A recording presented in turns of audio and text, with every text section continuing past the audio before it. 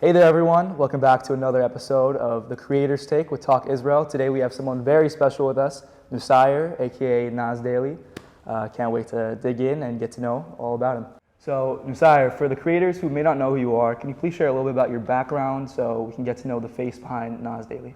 Yes, first of all, thank you for having me. Of course. My name is Nuseir Yassin. Nuseir, like yes sire, no sire, it's a very complicated name. I was born in Israel as a Palestinian-Israeli, very complicated background. I do not recommend it to anybody in the world. It's better to be from San Diego. And at age 18, I came to America to study. I graduated from Harvard, studied economics. I was a software engineer for a couple of years working at Venmo. Do you know Venmo? Of course. Do you use Venmo? I do. Great. And then after Venmo, I was like, oh my God, the office life is not for me. I want to be out there screaming and talking to people and meeting people and going to Mount Fuji. Not Fuji and Fiji. Let's see, this is Fiji and Fuji. Yeah. So I want to go to Fiji and then to Mount Fuji in Japan. And so to do that, I didn't want to be just a traveler. I wanted to see the world and share the world to my family. I wanted to show the world to my family that doesn't travel as much. And that's why I said, I must create content.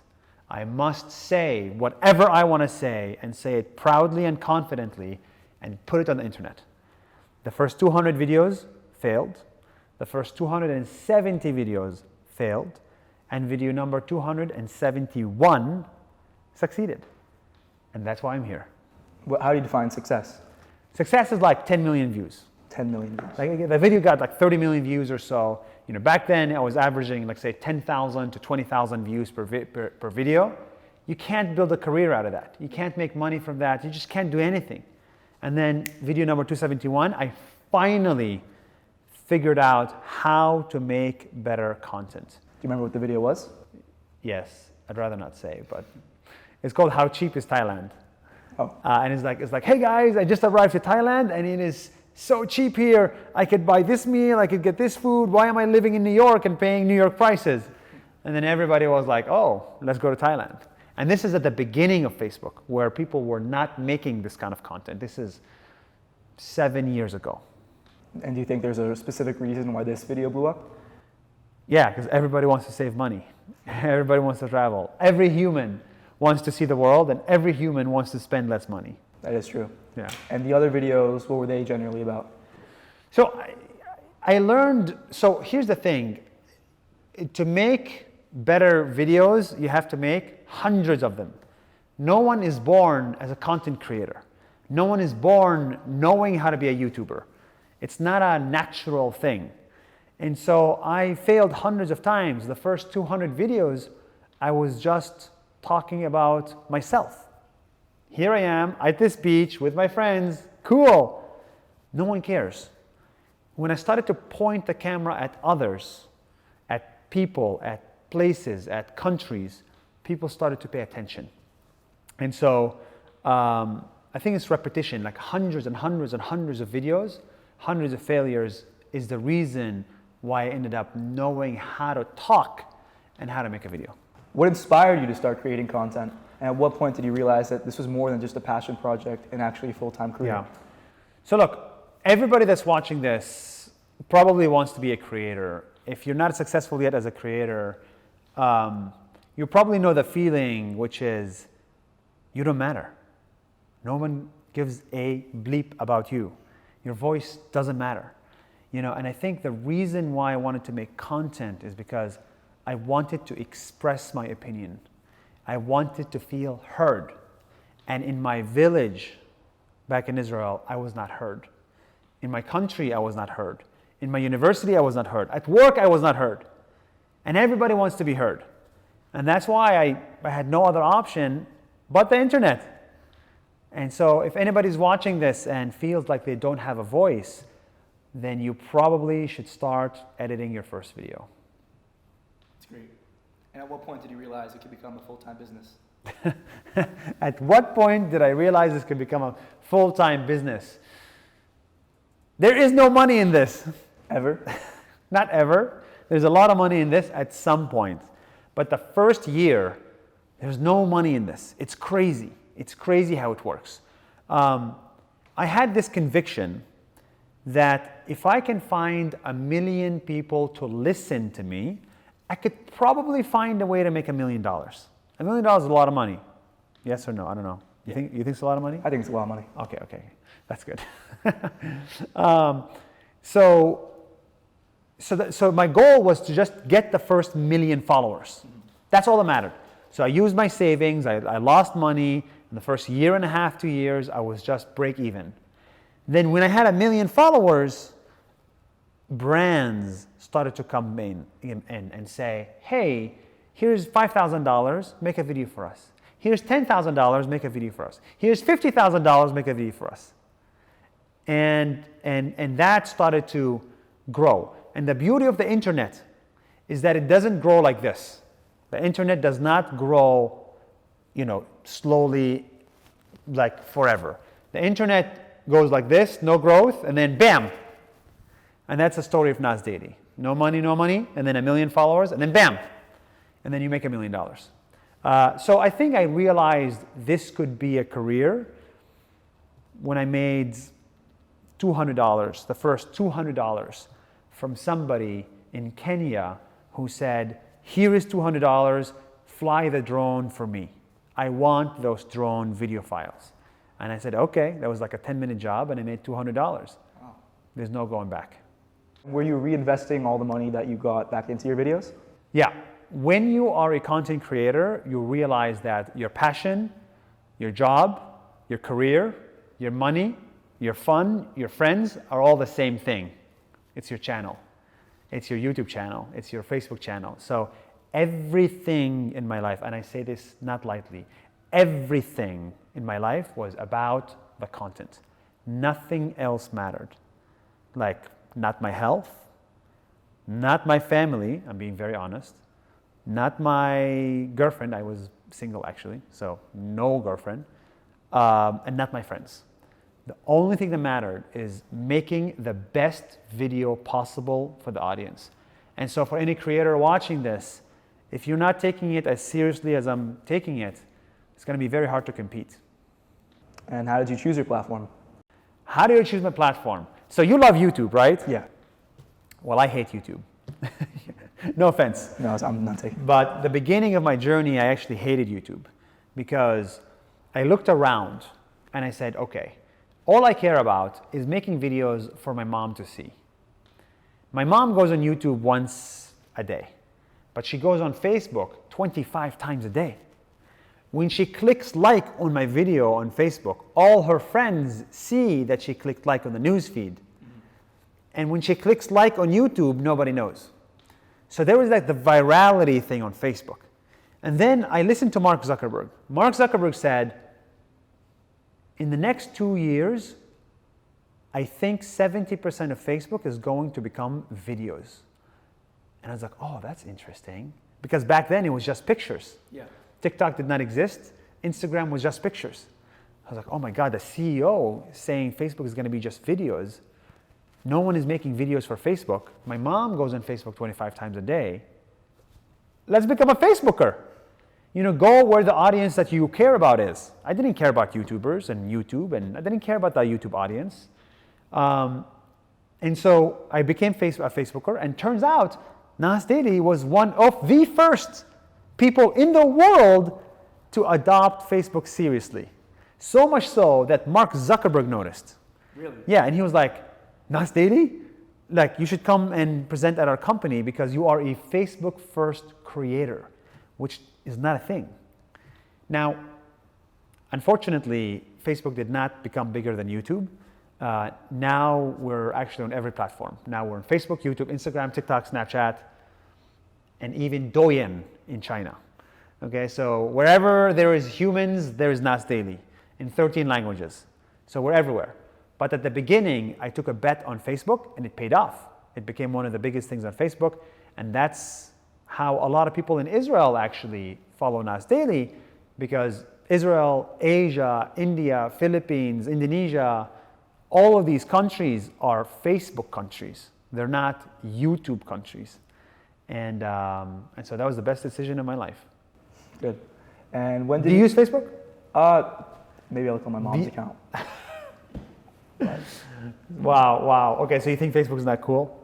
Maybe a little outdated, but it is kind of useful sometimes. Yeah, well, 3 billion people use it every day. That is true. But it's very outdated. Actually, more than YouTube. It's double YouTube. That is true. Yeah. I watched the Social Network movie. Yeah. It was pretty interesting in the story of how it rose to fame. It really is amazing. I was at Harvard when that movie came out. Oh, really? So, yeah, so the first month or two, every student went to see that movie, and every student thought that they're going to be the next Zuckerberg. And no one became the next Zuckerberg. Maybe you did. Not really. And when do you realize it was time to expand to other social media platforms? I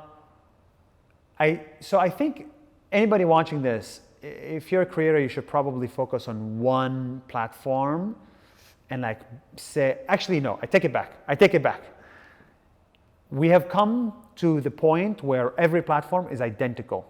So Facebook Reels, Instagram Reels, YouTube Shorts, and TikTok are identical, which is like short content, 1-minute videos, vertical. That's it. So if you make a 1-minute video that's vertical on TikTok, upload it to YouTube Shorts, upload it to Facebook Reels, and upload it to Instagram Reels. And then see where it does better. It takes 5 minutes to upload. Do 100 of these videos and see which platform gives you the most views. Whichever platform you see, bam, double down on that platform and become a TikToker or a YouTuber or whatever. So that would be my recommendation. And these years of experience have taught you this? Yes. In the past, Facebook was very different from YouTube. YouTube was very different from Instagram. Instagram was very different from TikTok. Now, they're all copies of each other. That's true. Just upload everywhere. Yeah. And what's your target demographic on your videos? So my target demographic, the question is, who do I care about watching my videos, right? If you're alive, then I care about you. That's it. Everybody that's alive. If you're dead, I don't care about you. But if you're alive, you should watch Nas Daily videos. And the Nas Daily videos are created in a way that are so simple to understand that a 5-year-old in Bangladesh can listen to them and Bill Gates in Seattle can watch them. We have Bill Gates watching and a 10-year-old kid in Bangladesh watching the same video. It's just on different platforms with different languages, right? So my target audience is actually everybody that's alive. Now, not every creator should have that target audience. I can find everybody that's alive because I upload on every social media platform in 13 languages, but that is after 6 years. So the kids I find on TikTok. The American kids, okay, so the Asian kids I get on TikTok. American kids and Indian kids I find on YouTube. The adults, my mom and my dad, I find on Facebook. And the cool hip people I find on Instagram. And the aliens I find on Snapchat. I have no idea who uses Snapchat, but there's a lot of them. And the Chinese I find on Douyin. So it's, really wherever, so it's every platform has a different sort of audience. But for whoever is starting, I think your target audience should be yourself. You should only make videos that you yourself would watch. Do not make videos for people that are not you. So my requirement was, would I watch this video if it showed up on my newsfeed? And if the answer is yes, then I make it. If the answer is no, then I don't make it. That's why I don't make any videos about music, because I don't care about music.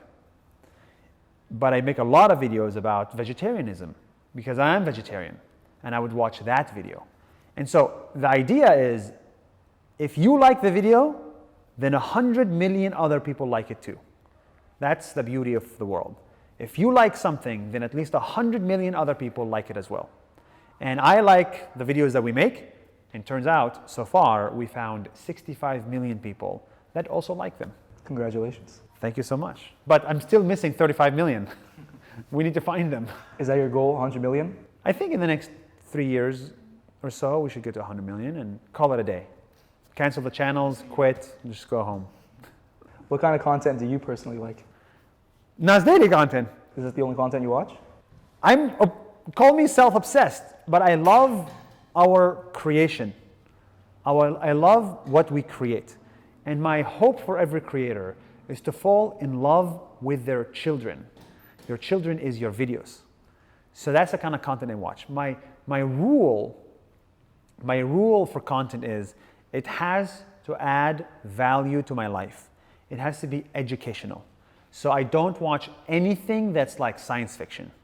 I don't watch Narnia, I don't watch Harry Potter, I don't watch Lord of the Rings, I don't watch drama, I don't watch any of that stuff. I only watch documentaries because it's real life, or movies based on real life, or content that is educational, like mini documentaries on YouTube, or things about the news. That's it. You don't want to escape reality sometimes? Why would I? There's so many problems in real life that you shouldn't escape. You should face them head on and just like deal with them.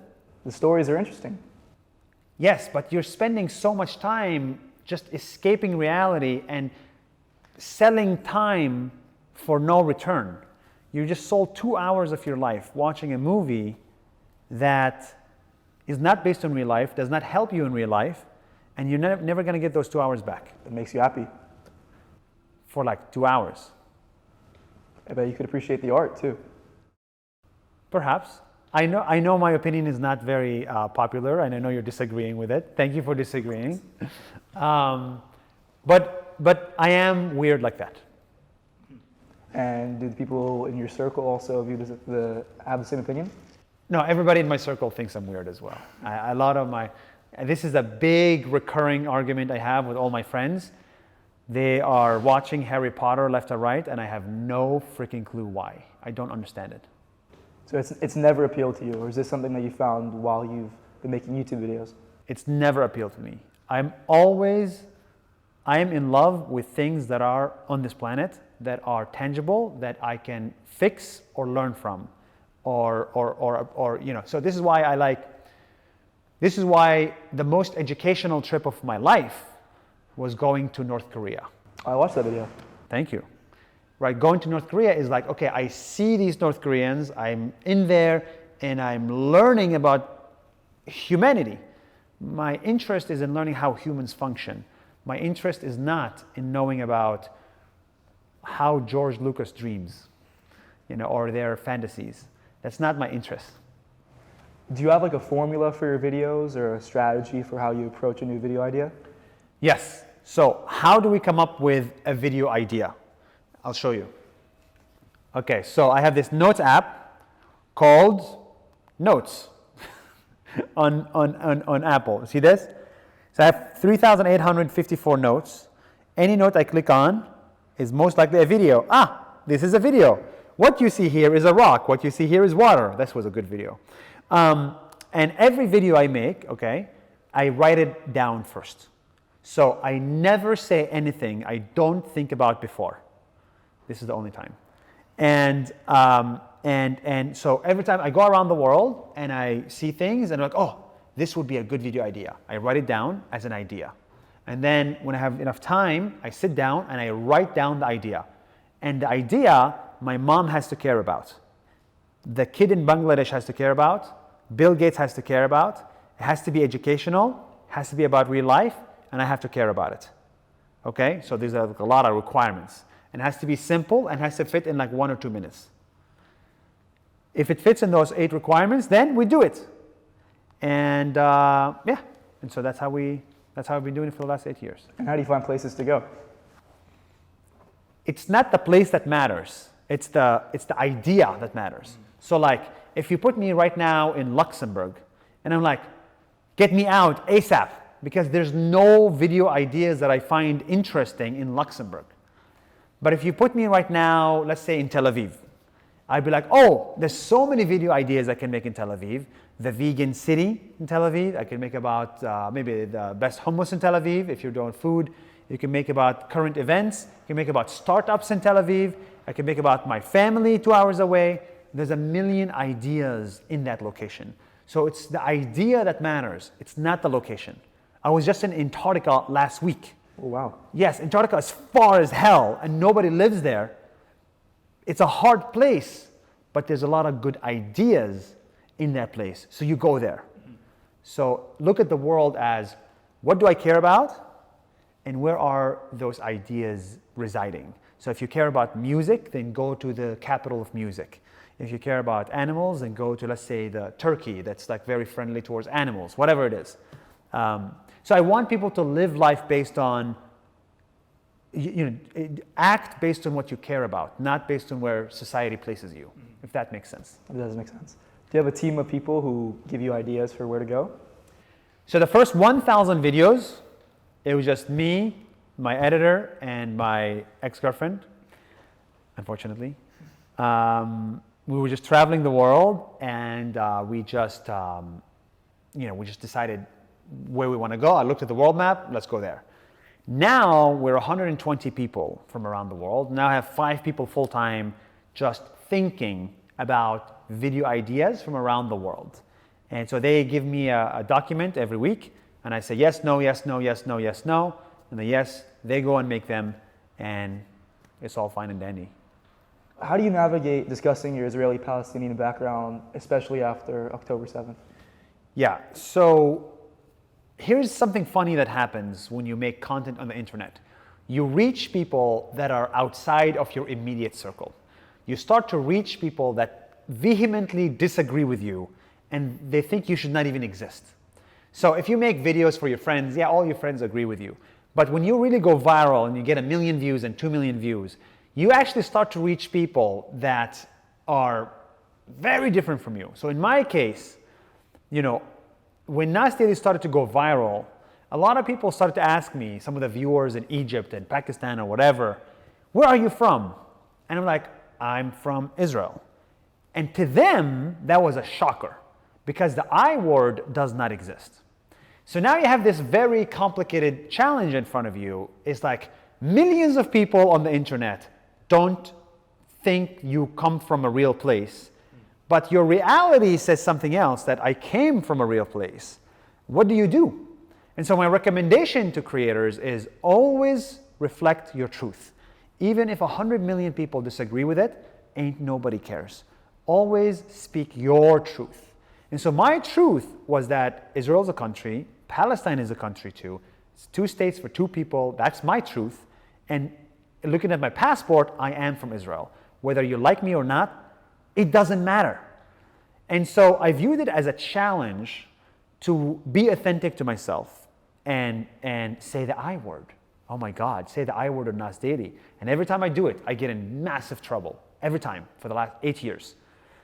And the second thing that I found to be exciting is to educate the world about my truth. And in my truth, I am from Israel, but I'm not Jewish, because Israel is 20% not Jewish. The average person in Egypt does not know that. The average person in Wisconsin does not know that. The average person in Indonesia does not know that. And it is their fault for not knowing it. But it's my responsibility to educate them about it as well. So I viewed it as a challenge. Okay, let me educate people. This is where I'm from.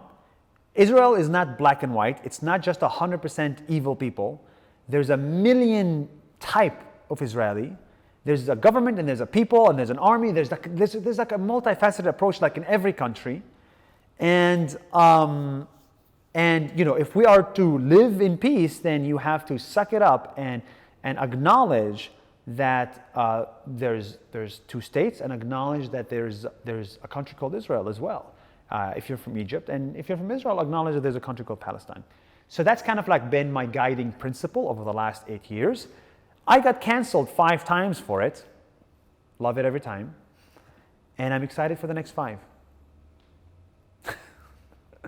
Do you ever feel unsafe going to these countries? Do I feel unsafe going to these countries? To be clear, Nas Daily gets 99% love in real life. I've never had anybody come to me in real life and say, I hate you or I want to destroy you. But on the internet, when you're hiding behind a screen, you can be whatever, you can say whatever.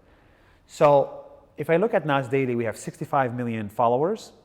Let's assume they love us. But I'm going to guess we have 30 million people that hate us.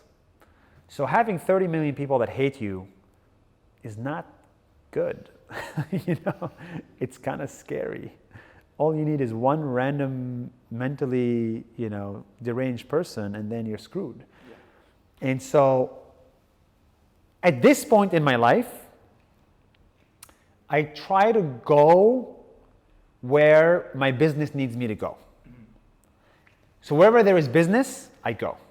And it just so happens, wherever there is business, wherever there's money, there is tolerance and there's a good economy and there's people that are like, calm. And wherever there's no business, oftentimes there is not like a bit of risk.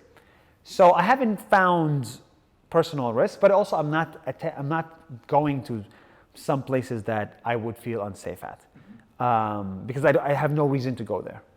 So far I'm alive. If I die, just make this 100%. We'll just call it. What does your shirt mean? What does my t-shirt mean? It says 42% of life. And this is the percentage of my life that's over on average. So on average, you will live to 76 years if you're male in America. I'm 32. 32 out of 76 is 42%. So I'm 42% dead. Do you get a new shirt every year? I get a new shirt every 8 months. Because every 8 or 9 months is 1% of your life. Because 9 months is 1% because 76 years. And so that is, for me, was a motivator to use every day to the maximum. So when I was 24 years old, I was working at Venmo. And that's when I asked myself, when are you going to die? And it turns out I was 1/3 dead. Back then, I was 32% done with life. So when I was like, I'm 1/3 dead, and I haven't even started to live, I need to really live a much better life for the next 2/3. And so I made that t-shirt, I designed this, and I started to wear this. This is the only thing I wear. I have 20 of the same t-shirt. I have nothing else for the last 6 years, 7 years. To weddings too? Of course, to any wedding, even my own wedding. My sister's wedding, I wore this. You get a tie to match it? No, I don't believe in ties. Oh. No, I don't believe in putting a rope around your neck. And because society tells you should do it, I don't think you should. So screw society, and I'm not going to put a t-shirt to a wedding? Sorry? Do you come up in a t-shirt to a wedding? Maybe I'll put a jacket on just to say like I care about you and I respect you. But I'm never going to put a rope around my neck to tell you I respect you. Even though I respect you, but I just don't respect the rope. Not even for fashion? Fashion is very subjective. Is this your fashion? This is ugly as hell. I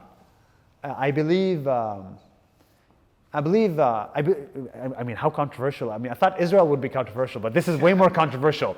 But I believe fashion is just, it's a shortcut to get respect. And I think the hard way to get respect is for people to respect you no matter how you look like. No matter the Louis Vuitton, no matter the Gucci, no matter the Ferrari, you should manufacture your own respect and not buy it.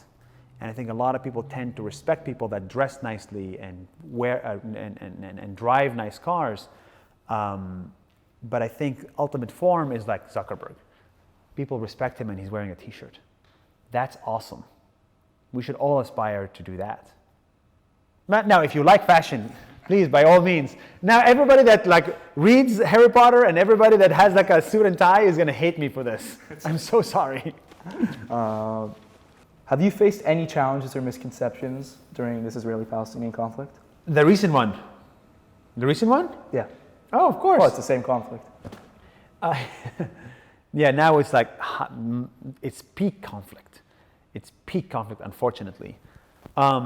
Look, we operate everywhere around the world. We operate in countries that, don't believe Israel is a country. And yes, we face challenges. The way I view it is this. The best place to be in life as a creator or as a business or as an individual human is to surround yourself with people that share your values. If you surround yourself with people that do not share your values, you are in for depression. You're in for a very hard time. So the recent conflict honestly has helped me. It helped me see the world more clearly. Who shares my values and who doesn't? And that's kind of how I view the world now. So when the recent October 7th events happened and the resulting war, I was like, okay, which of my friends wants to see death? And which of my friends wants to see a resolution and a solution and a peaceful compromise? And based on where my friends are, I was like, okay, you're my friend and you're not my friend. I was very clear, because I became very protective of who I surround myself with. So I'd say I reshuffled a little bit of my friends. I reshuffled a little bit of our partners, the people we work with, a little bit of our followers as well. But it's eventually for the good. Sure, whenever there's a conflict, and every creator needs to know this, whenever there's a conflict or whenever there's a drama, whenever there's a whatever, okay, the right response will make you suffer in the short term. The right response will make you win in the long term. And you must differentiate between short-term success and long-term success. In the short term, I got destroyed for saying what I said about the recent events and calling for peace. In the long term, when everybody's not as angry, they'll be like, okay, who here, who are the peacemakers? And you'll see that Nas Daily is that. And so I think we're entering the long-term phase now. I see a lot of people now, okay, come into Nas Daily. Like, that is what Nas Daily is about. Nas Daily is not in it to make you hate somebody, and is not in it to make you hate Israelis or hate the Jews or whatever. That's actually the exact opposite of our mission, is to normalize being Jewish, normalize being Palestinian, normalize being Israeli, normalize the idea of equally indigenous people sharing this very small piece of land. Do you feel more comfortable now talking about the conflict, now that you know that you're successful and getting canceled wouldn't destroy you? Yes, actually I do. I do feel, so my recommendation to every creator is not to put all their eggs in one basket. That is so important, because before you know it, you become enslaved to that basket. What do I mean by this? If every follower you have is a right-wing Donald Trump supporter, for example, you can never say anything good about Biden, even though you believe it. Because the minute you say something good about Biden, you lose every Trump supporter. You lose everything you've ever built. But if your followers are 50% Trump, 50% Biden supporters, then actually you can say whatever the hell you want, you'll never lose 100% of what you have. So that's the way I would think about Nas Daily, is we have access, we have operations in so many countries, we have followers in so many countries that even if I lost every single person in the Middle East, it doesn't really matter. I still have 5 million people in India, and another 5 million in America, and 5 million in Indonesia. So I'm well diversified as a business and as a creator and as a voice. This allows you to be more authentic.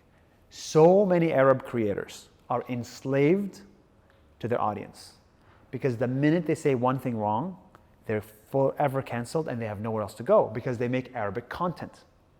Similarly for Hebrew-speaking creators. Similarly for anybody in the world. So it's hard, it's easier said than done, but just as a creator, don't put all your eggs in one basket. It's good advice. Yeah, I hope so. What message do you hope to convey to your audience about Israel? What message do I hope to convey to my audience about Israel? First of all, I hope my audience is curious enough to go deep on their own, to go read the Wikipedia page of Israel, for God's sake, and not just to listen to people telling them what to think. Curiosity is key. So that's number one. I hope they're curious. Number two is, I hope they realize that if we really are realistic, I hope they are realistic. If we are realistic, then I hope you realize that Israel is going to exist. Whether your delusional news station says they don't exist, that's their problem. But it's going to exist, so let's live with it. As much as you want Israel to disappear, especially if you're from the Middle East, it's going to be around. So how do we live with Israel, and how do we live with Palestine? 2 states for 2 people living in peace side by side. That is the ultimate goal for me in my lifetime for the next 40 years. And I hope it's the ultimate goal for everybody watching. If your ultimate goal is the destruction of a nation, then good luck. You can't destroy any nation. You cannot destroy Monaco. And Monaco is a tiny-ass country, It's a rich country. It's a rich-ass country, so maybe that's why you can't destroy it. But in 2024, it's difficult to erase a nation. Yeah. So get real, move on with the times, and let's build together. That's what I hope my audience understands. What advice do you have to people who are trying to educate people about the situation? My advice to anybody who's trying to talk about Israel and Palestine is to listen to Jon Stewart, actually. Jon Stewart is one of the best people in the world in discussing complicated topics. My advice to them is not to listen to the average TikToker with no education. I'm going to say something controversial. The average creator is right-brained, but they're not left-brained. The average creator is an artist, but they don't go and create research papers and create scientific discoveries. The artist may not care about the science, and the scientist may not care about the art. That's where the left brain, right brain thing, okay? And so the average creator is not in a position to talk about politics. What you really want is to listen to people that are right brain and left brain, or left brain and then right brain, to get both perspectives. Because right brain people think with their emotions. When you think with your emotions, you cannot make good politics because you just want to give everybody free money. You know, you just have to be a little bit rational about the situation at hand. So that's my advice to anybody watching or like wants to understand this thing more. I think Jon Stewart has a right brain and a left brain. It's really interesting. Yeah. Do you have a right brain and a left brain, or just one? I hope I do. Great. Then if you do, then you should make videos about science and make them go viral. I'll do that when I get home. Great. How do you think social media has changed the way people view the world? So how did social media change the world? I can give you the answer, which is very pessimistic, which is social media is terrible, it sucks, it made us all hate each other. That is correct.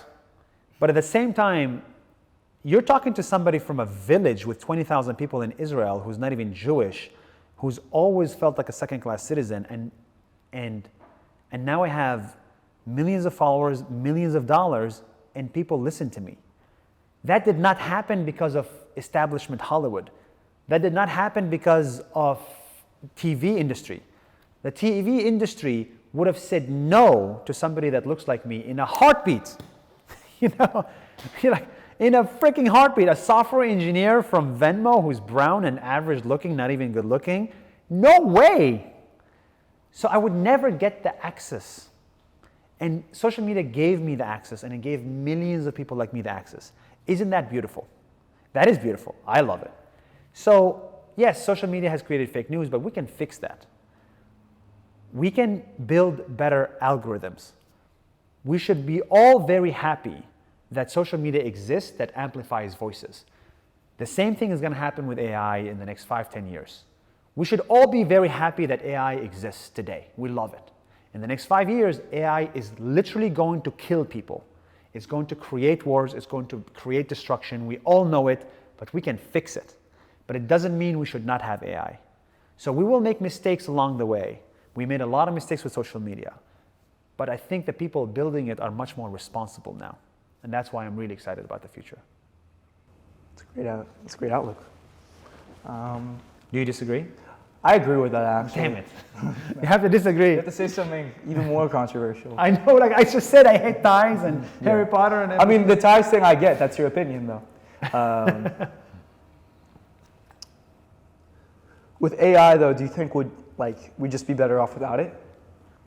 No, like there's no going back. There's no going back. Similarly for the internet, it's a one-way street. Society is a one-way street. If we have invented nuclear weapons, we are not going to de-invent them. We are not going to de-invent the internet. We're not going to de-invent AI, and we're not going to de-invent social media. And we're not going to de-invent Israel. We could hinder So let's AI. continue and live with it. We could kind of prevent AI from growing into something we can't control. Kind of like how social media has become. Yeah, but it's still a big part of life. Yeah, we can limit its impact, but it will exist.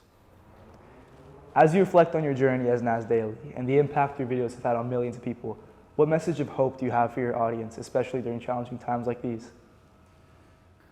So that's actually, it's a good summary question, and it's a very hard question. So the question is challenging times. Whenever there's challenging times, in my opinion, people not only feel scared, but I think they feel lonely. whenever there was a war happening, if you looked at social media, everybody was angry at everybody. And it felt like the voice of reason was muted. There was no more voice of reason. And it felt like if anybody wanted peace, you were the enemy. And you were against us. And so whenever there's challenging times, I feel loneliness. I feel like, man, everybody's just so worked up. Everybody's so worked out and everybody's just so angry. It almost feels like there are no partners for peace. There are no rational partners. So my message to everybody is, don't feel lonely. Really, that's really my message. Don't feel lonely.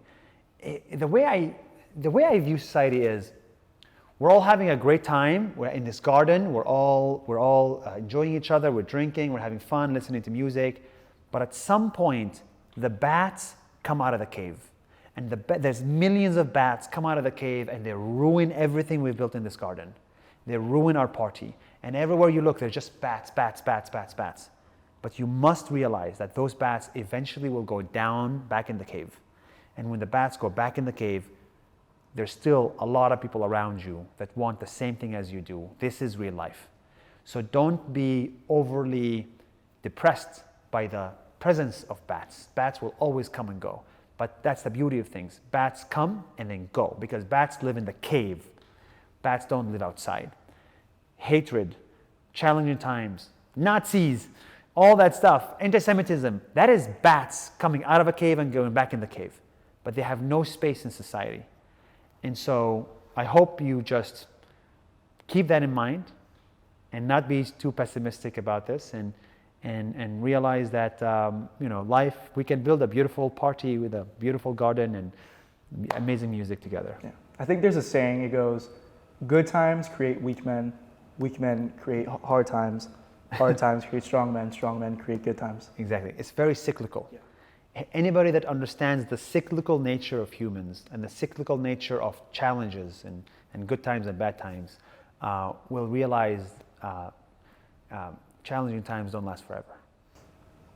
It's really nice. Thank you. Thank you, man. Thank you. Beautiful.